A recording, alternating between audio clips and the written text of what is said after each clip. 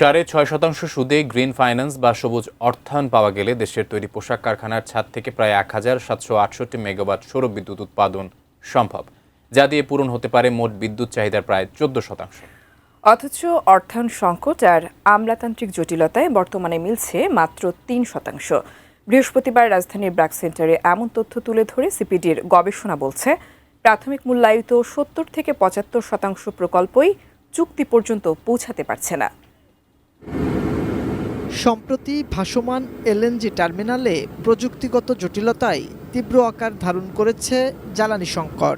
এতে শিল্প খাতে উৎপাদন নেমেছে 30 থেকে 40%। একই সঙ্গে রফতানি ক্রয়াদেশ হারাচ্ছেন উদ্যোক্তারা।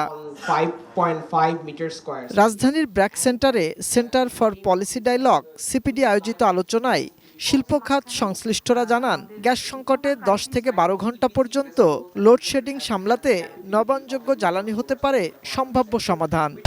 ব্রেকিং নিউজ, এয়ারটেল এখন সার্কেল।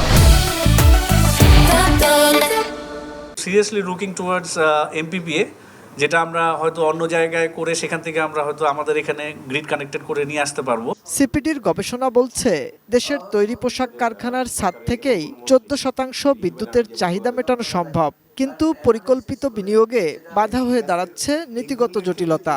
সৌর বিদ্যুতের চুক্তি পর্যন্ত পৌঁছাতে পারছে প্রাথমিক মূল্যায়িত প্রকল্পের মাত্র 25 থেকে 30%। গার্মেন্টস খাতে সব মিলে প্রায় 9.7 মিলিয়ন স্কয়ার মিটার জায়গা রয়েছে, যেখানে রুফটপ সোলার হতে পারে ইন্ডাস্ট্রিতে, গার্মেন্টস ইন্ডাস্ট্রিতে, এবং যেখান থেকে প্রায় 1768 মেগাওয়াট ইলেকট্রিসিটি জেনারেট করবার সম্ভাবনা রয়েছে।